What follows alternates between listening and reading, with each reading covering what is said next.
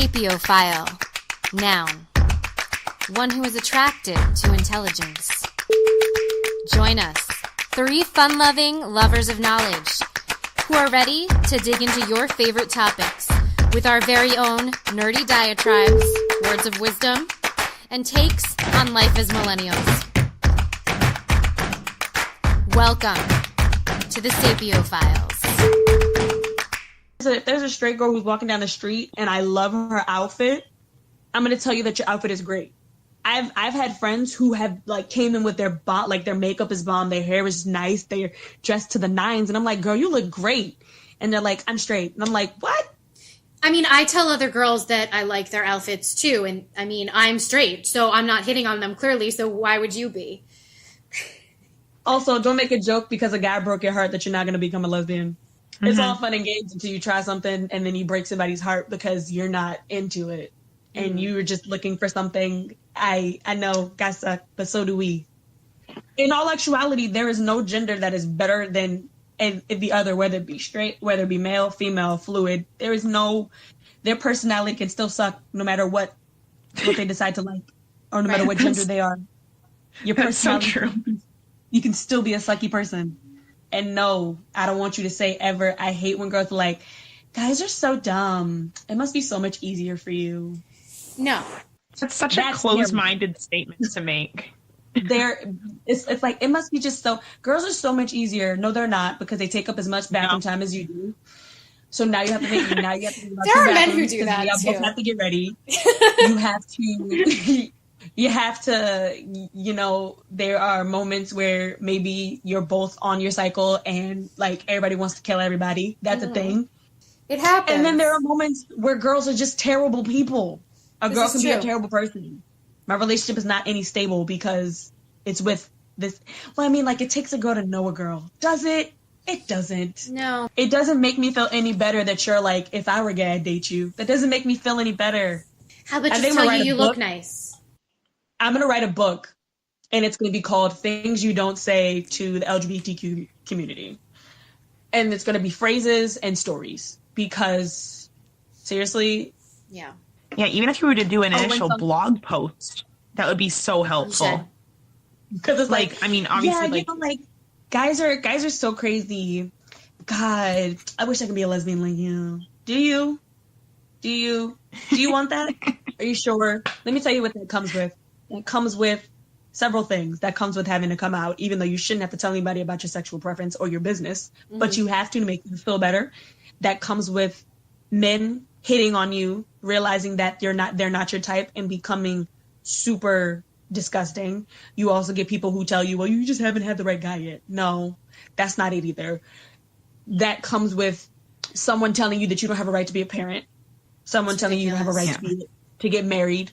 Someone also telling you that, well, then why do you date a girl who's such a girly girl? Why don't you get a guy, a girl who looks like a guy? Because if I wanted a girl that looks like a guy, I get a guy. This is all that it comes with. It also comes with guys who literally have said to me, well, can I watch?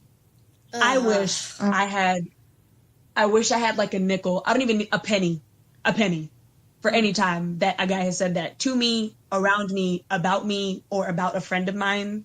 It is so terrible and makes you feel so fetish.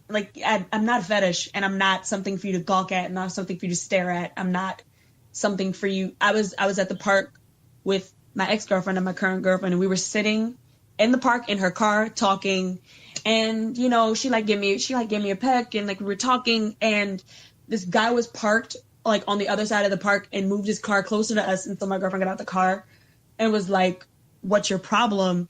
And he was like, I can't help it, you guys turn me on, I'll give you $100 if you got guys do something in the car while I watch. It was broad daylight, we were in a park, there were children there. What? Was this a couple years ago? I think you told me this story. Yeah, this was during Leader of the Pack. I remember you telling me this story, yeah. And we were sitting and talking, and I was just like, Chelsea, this crazy thing just happened to me, and I don't know how to feel about it. Yeah. Because I didn't know how to feel. I was sitting there well, that's awful. You're not a porn. Why would you, what? What runs through your mind? She got in the car, and she took me home, and she was like, we're never going to go to that park again. But that park is around the corner from my house, and I used to frequent that park a lot just to sit, think, write, and I no longer feel comfortable there. And my comfort in my own hometown, in my own areas, this is where I grew up, should still be sacred. And I shouldn't have to deal with. I also have a problem with now people think that when I'm just walking around with a female that we're dating. Yeah. Like I have a friend who dresses masculine because that's how she feels comfortable. Yeah. And she's gonna be my roommate in school next semester.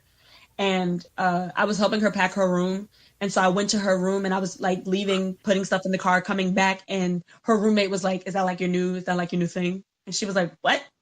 She's like, it's like, cause she's always here. Is that like your new girlfriend? And she was like, 1, she has a girlfriend, and 2, no, she's just a friend helping me move, and she's always here because we always hang out.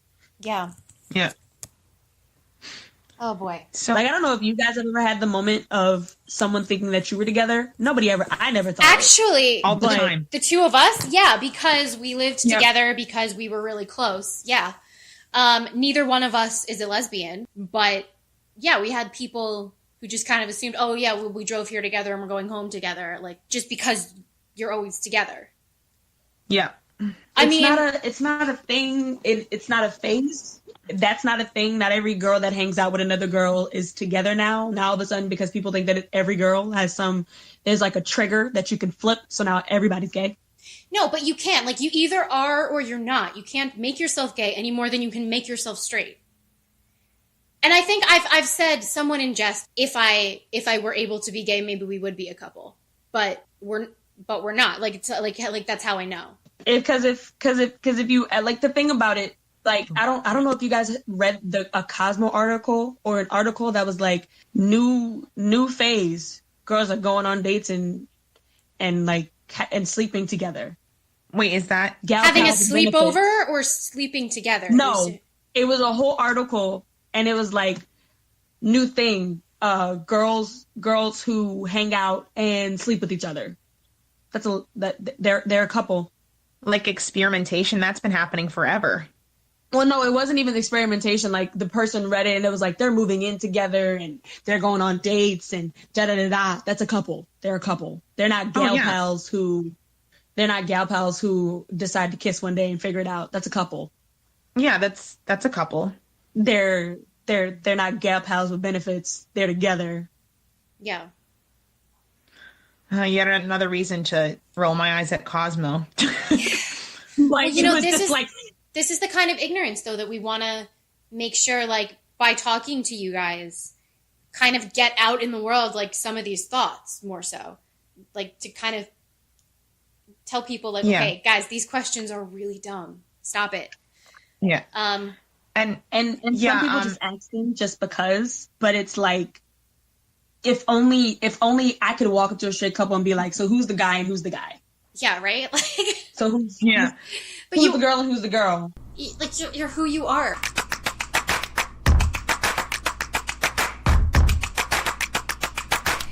Thank you for joining us again this week for our bonus Minisode. We'll be back next week with another full-length episode. To leave us a comment, suggest a topic, or tell us a little about you, you can email us at sapiophilespodcast@gmail.com. Find us on Facebook, Instagram, or Twitter at The Sapiophiles. Check out our YouTube page, The Sapiophiles Podcast, or leave us a comment and rate and review us wherever you are listening to this podcast.